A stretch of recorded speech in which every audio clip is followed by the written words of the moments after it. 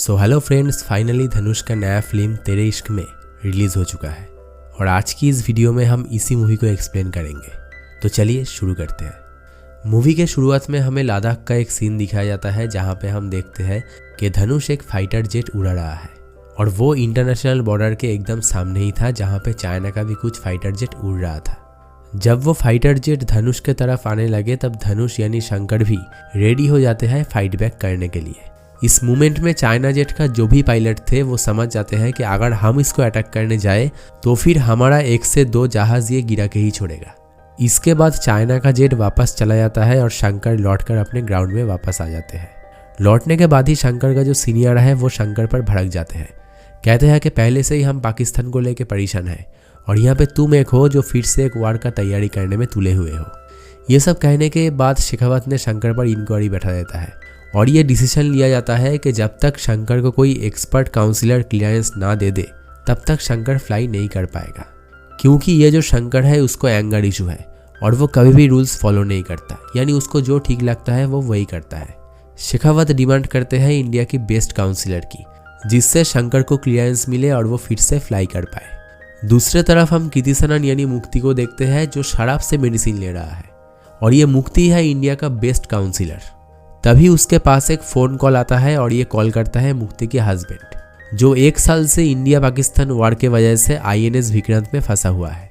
मुक्ति अपने हस्बैंड को कहते हैं कि तुम कब वापस आ रहे हो, तो मुक्ति के हस्बैंड ये कहते हैं कि तुम तो समझ ही सकते हो कि मैं किस हालत में हूँ और अभी मेरा लौट पाना काफ़ी मुश्किल है। मुक्ति कहते हैं कि मैं अभी प्रेग्नेंट हूँ और इस समय मुझे तुम्हारा सबसे ज़्यादा ज़रूरत है, तुम जैसे भी करके लौट आओ। इसी टाइम कोई दरवाज़ा खटखटाता है और एक लेडी आर्मी आके कहता है कि मैम ये एक बहुत ही सेंसिटिव केस है, ले AFS के ग्रुप कैप्टन शेखावत ये केस आपको पर्सनली रिकमेंड किया है। वो लेडी जाने के बाद जब मुक्ति वो फाइल ओपन करता है तब वो शंकर को देखती है और शॉक हो जाती है, जिसके बाद वो अपने सीनियर के पास जाते हैं और बोलते हैं कि सर मैं ये केस पर्सनली हैंडल करना चाहता हूँ। सीनियर बोलते हैं कि मुक्ति तुम अपना हालत देखे हो, अभी तुम प्रेग्नेंट हो और इस समय तुम ये सब कैसे कर पाओगे।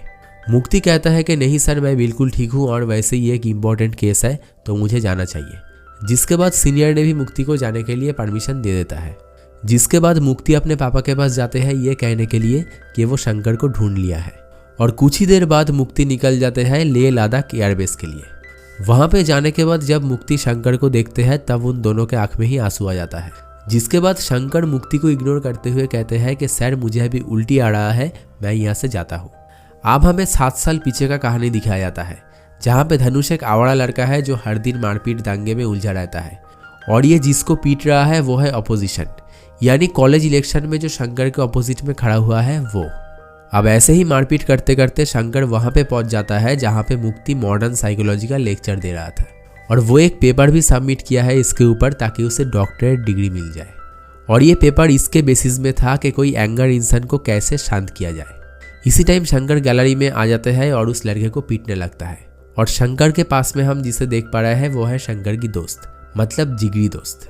वो कहते हैं कि आप लोग कृपया करके शंकर को ही वोट देना, नहीं तो आप शंकर को तो जानते ही हो। इसी के बीच में मुक्ति आ जाता है शंकर को रोकने के लिए और तभी शंकर मुक्ति का हाथ पकड़ लेता है।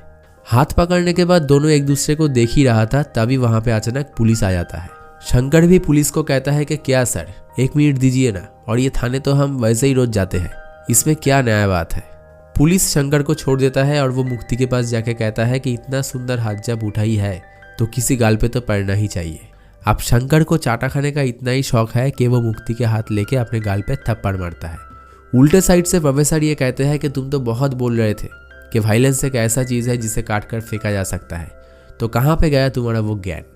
और ये जो लड़के होते हैं ये होते हैं समझ की असली अपेंडिक्स और इन सबको तुम्हारा वो 22 पेजेस की थीसिस कभी नहीं बदल पाएगी। मुक्ति ये कॉन्फिडेंस से कहता है कि नहीं सर बिल्कुल बदलेगा।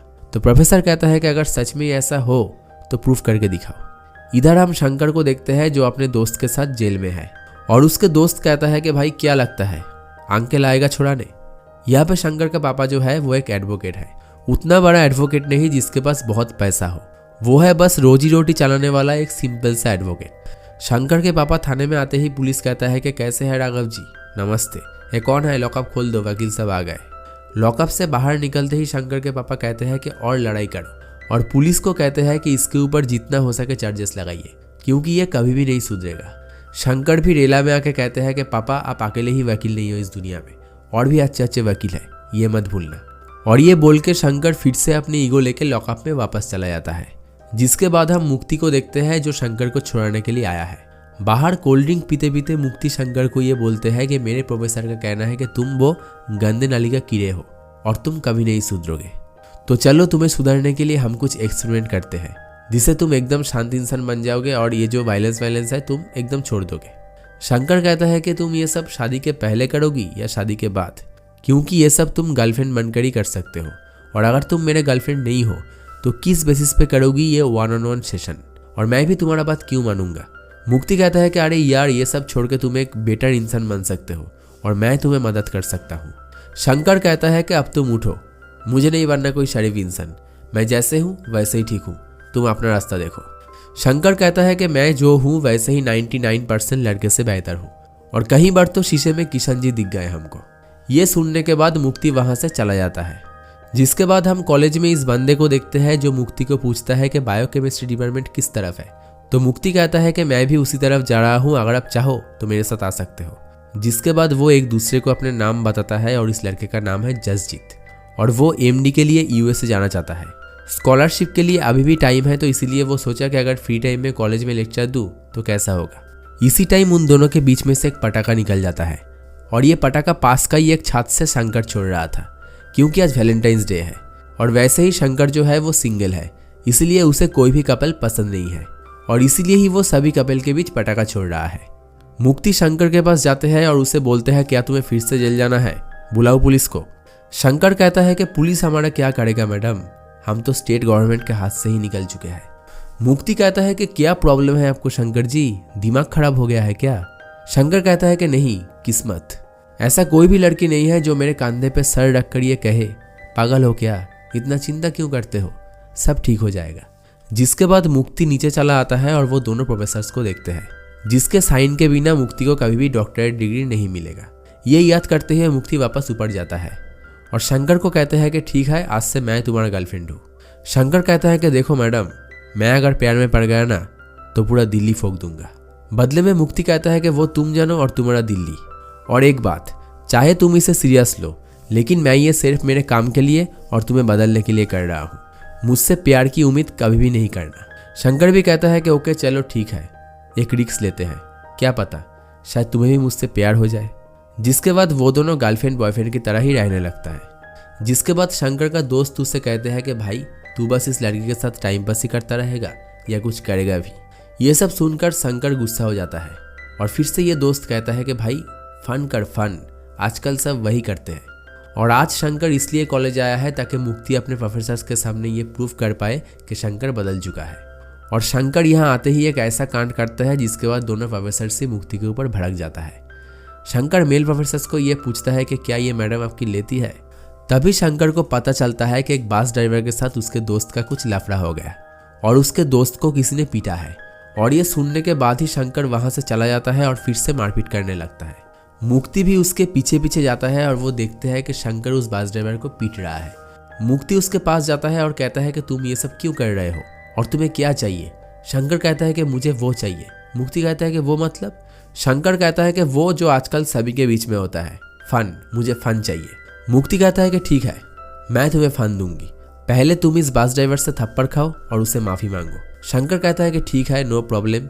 इसी के बीच ही मुक्ति अपने प्रोफेसर्स को बुला के ये सब दिखाता है। जिसके बाद मुक्ति शंकर को लेके एक होटल में जाता है फन करने के लिए। पर जैसे ही मुक्ति अपना कपड़ा उतारता है तब शंकर कहता है कि नहीं, तुम इसे वापस पहन लो। शंकर कहता है कि तुमने ही तो कहा था कि हम अपना काम समझकर कर रहे हैं, तुम अपना प्यार समझ के करो, और तुम अपना कपड़ा काम समझकर उतार सकते हो, लेकिन मैं अपना टी शर्ट प्यार समझकर कैसे उतारूं। और ये जो लाइन था सबसे बेस्ट पार्ट था इस मूवी का। और इसके बाद से ही मुक्ति को ये लगने लगा कि नहीं, शंकर एक अच्छा लड़का है, वो चाहता तो फायदा उठा सकता था, लेकिन वो ऐसा नहीं किया। और इसके बाद शंकर इतना कूल बन गया कि मुक्ति का जो प्रोफेसर था वो उस थीसिस पे साइन कर दिया। आज मुक्ति बहुत खुश था, क्योंकि जिसके लिए वो इतना दिन वेट कर रहा था कि अपने नाम के आगे डॉक्टरेट लिखने का सपना, वो फाइनली पूरा हो गया। जिसके बाद खुशी के मारे मुक्ति ने शंकर को गले लगा लिया। शंकर रोते हुए कहते हैं कि तुमने उस दिन मेरा माँ का नाम पूछे थे ना, मेरा माँ का नाम था कावेरी। जो अब इस दुनिया में नहीं है, और मेरी माँ आग में जलकर मर गई थी, और मैं भी उस दिन से अंदर ही अंदर उसी तरह जल रहा हूँ। लेकिन जब तुम्हारे साथ रहता हूँ तो वो जलन कम हो जाती है, और तू जैसा बोलेगी मैं वैसे ही बन जाऊँगा। मुझे तुझसे प्यार हो गया है। इसी टाइम पीछे से एक लड़का आके मुक्ति को नाम से पुकारता है, और मुक्ति शंकर को छोड़कर उस लड़के को अपने गले लगा लेता है, जिसे देखकर शंकर का बहुत दुख होता है। अब फिर से कहानी प्रेजेंट में चला आता है, जहाँ पे मुक्ति शंकर को एक कैफे में बुलाता है और उससे पूछता है कि तुम तो यूपीएससी क्रैक कर चुके थे, तो फिर एयरफोर्स क्यों ज्वाइन किया? और तुम जो जॉब करते हो उसमें कुछ रूल्स होते हैं जो तुम बिल्कुल फॉलो नहीं करते। शंकर कहता है कि मिस मुक्ति, मैं प्लेन नहीं उड़ाता जो रूल्स फॉलो करूँ, मैं तेजस फाइटर जेट उड़ाता हूँ। और तुम यहाँ क्या कर रहे हो? मेरे पेपर्स पे साइन करो और चले जाओ यहाँ से। तभी अचानक एयरबेस में एक बॉम्बिंग होता है, और शंकर मुक्ति को बचाने के लिए उसके आगे आ जाता है। फायर अलार्म बजते ही शंकर नीचे चला जाता है और एक ऑफिसर्स को बोलते हैं कि मुक्ति को देखने के लिए, क्योंकि वो प्रेग्नेंट है। और जब शंकर बेस में आ जाता है तो उसे रिटर्न वार करने का परमिशन नहीं मिलता, क्योंकि जब तक उसका क्लियरेंस नहीं आता तब तक वो फ्लाई नहीं कर पाएगा।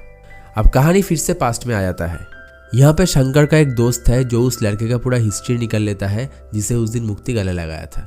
उसका नाम है आबिर, और आबिर को मुक्ति के पापा बहुत पसंद करते हैं। और आबिर का जो पापा है वो मुक्ति के पापा का बहुत अच्छा दोस्त है, और उन दोनों के पापा यही चाहते हैं कि उन दोनों की शादी हो जाए। इसके बाद शंकर बहुत गुस्सा हो जाता है और वो वहाँ पे पहुँच जाता है जहाँ पे मुक्ति और वो लड़का एक दूसरे के साथ बात कर रहा था। और वहाँ पे जाके शंकर उस लड़के के ऊपर और खुद के ऊपर पेट्रोल डाल देता है, और उस लड़के को बोलते हैं कि मुक्ति को ये बोलने के लिए कि इसे बोल अगर तू है तो आग मुझे लगा दे, और अगर मैं हूँ तो तुझे। जिसके बाद शंकर वहाँ से चला जाता है। अब कहानी फिर से प्रेजेंट में चला आता है, जहाँ पे हम देखते हैं कि मुक्ति पानी पी रहा है और शंकर के एक कॉलीग से ये पूछ रहा है कि तुम क्या जानते हो शंकर के बारे में, उसकी फैमिली, उसकी बीवी, उसके बच्चे, कौन है उसके साथ। वो कॉलीग कहता है कि मुझे नहीं लगता कि शंकर सर अभी, हाँ पर मैंने एक बार पूछा था तो उसने बताया था कि उस शादी के चक्कर में ही तो जानवर से इंसान, इंसान से जानवर, पायलट सब कुछ बन गया। And he just said I almost got married, almost. कहानी फिर से पास्ट में आ जाता है, और उसी दिन जिस दिन मुक्ति और शंकर का झगड़ा हुआ था उस दिन मुक्ति शंकर के घर जाते हैं और उसे बोलते हैं कि अपने पापा के साथ मिलने के लिए। शंकर के पापा भी ये कहते हैं कि जाओ मिलो उसके पापा के साथ, उसके पापा को भी तो देखना चाहिए कि दामाद कैसा है। इसके बाद जब शंकर मुक्ति के घर जाते हैं तो मुक्ति के पापा शंकर को बहुत इंसल्ट करता है। कहते हैं कि तुम कितना कमाते हो कि मेरी बेटी से शादी करने चले आए? पता है मैं कौन हूँ? IAS। और मेरी बेटी से अगर शादी करना है तो पहले UPSC एग्जाम पास करके आओ। जिसके बाद शंकर मुक्ति को एक चूड़ी देके जाते हैं और वो कहते हैं कि ये मेरी माँ की चूड़ी है। शंकर मुक्ति को बोलते हैं कि उसके लिए वेट करने के लिए, तब तक जब तक वो पास ना हो जाए। फाइनली 3 साल बीतने के बाद जब शंकर पास हो जाता है तो वो मुक्ति से मिलने के लिए आता है, और तब देखता है कि मुक्ति वही लड़के के साथ शादी करने जा रहे हैं जिसे मुक्ति कॉलेज में मिले थे। ये देखकर शंकर का खून खौल उठता है, पर उसके पापा और दोस्त ने मिलकर शंकर को वहां से लेके घर चला जाता है। लेकिन ऐसे अगर किसी का प्यार दूसरे का हो जाए तो वो लड़का क्या करेगा? वही जो शंकर ने किया। शंकर वापस उस पार्टी में गए और वहां पे आग लगा दी। ये सब देखकर मुक्ति नीचे आके शंकर को ये समझने लगे कि तुम ये सब क्या कर रहे हो, तुम्हारे सामने ब्राइट फ्यूचर है, तुम अगर ये सब करोगे तो FIR हो जाएगा और तुम कभी भी IAS नहीं बन पाओगे। शंकर कहता है कि उससे मुझे कुछ फर्क भी नहीं पड़ता, मैंने कहा था ना, मैं अगर प्यार में पड़ गया तो पूरा दिल्ली फूंक दूंगा। मुक्ति का बॉयफ्रेंड जब उन दोनों के हाथ छुड़ाने के लिए आता है तो मुक्ति कहता है कि तुम बताओ, मैं हैंडल कर लूंगा। शंकर कहता है कि अगर तुम्हारे अंदर मेरे लिए प्यार ही नहीं था तो उस दिन तुमने क्यों नहीं बताई, उस दिन तूने क्यों मना नहीं किया जब मैं तेरे पापा के पास आया, तेरी पापा की शर्त रखी, UPSC से पास किया। तुझे तो तभी बता देना चाहिए था कि मत रखो ये शर्त, मैं इससे प्यार नहीं करता। मुक्ति कहता है कि अगर मैं उस दिन बोल देती तो क्या तुम मान जाते? चलो अब छोड़ो ये सब, तुम अब बहुत आगे जाओगे, IAS बनोगे। शंकर कहता है कि मुझे कहीं पे नहीं जाना, मैं बस तेरे पास आना चाहता था। मुक्ति कहता है कि हमारा जिंदगी बहुत अलग है और हम कभी भी एक नहीं हो पाएंगे, यही बेहतर है कि तू यहाँ से चला जा। मैं जैसी से प्यार करता हूँ और उसी से ही शादी करना चाहता हूँ।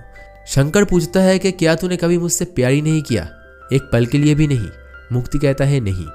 तब शंकर वहां से चला जाता है और बाहर जाते ही पुलिस उससे इतना पीटता है कि वो चलने की लायक भी नहीं रहते। अगला दिन शंकर के पिता मुक्ति के पापा के पास आते हैं और उससे रिक्वेस्ट करते हैं कि सर प्लीज़ मेरे बेटे को छोड़ दीजिए, मैं उसे लेकर कहीं दूर चला जाऊंगा। तब मुक्ति के पापा कहते हैं कि छोड़ दूंगा अगर तू सिर्फ मुझसे नहीं मेरे घर के नौकरों के पास भी माफ़ी मांगेगा। तब उसके बाद वो सबके पाँव पकड़कर माफ़ी मांगने लगे। तभी घर से मुक्ति बाहर निकला और ये सब देख के अपने पापा को बोला कि ये सब बंद करने के लिए, लेकिन मुक्ति के पापा नहीं सुना। मुक्ति के पापा थाने में बोल दिया कि वो शंकर को छोड़ दे और ये भी कहा कि अभी तक FIR दर्ज नहीं किया और हाँ, आज के बाद तू और तेरा बेटा इधर देखना नहीं चाहिए। शंकर के पापा उससे लाने गए और रास्ते में आते आते शंकर को बोला, मुझे बहुत शौक था कि तू और मैं एक दिन प्लेन उड़ाऊंगा। जब तू छोटा था तब तू पायलट बनना चाहता था और ये मेरी सबसे बड़ी ख्वाहिश है कि तू एक दिन पायलट बने। और ये कहते ही स्कूटर का एक्सीडेंट हो जाता है, जिसके बाद शंकर की पापा की मौत हो जाती है। जब शंकर अपने पापा की शेषकृत करने के लिए घाट में जाता है तब उसे एक साधु मिलता है और वो ये बोलते हैं कि तू जिस लड़की से प्यार करता है मुक्ति, वो तुझे कभी नहीं मिलेगी, तू उसे भूल जा। अगर तू उसे नहीं भूल सकता तो अपने दुख में इतना जल कि वो तेरे पास आने के लिए गिर गिरा है।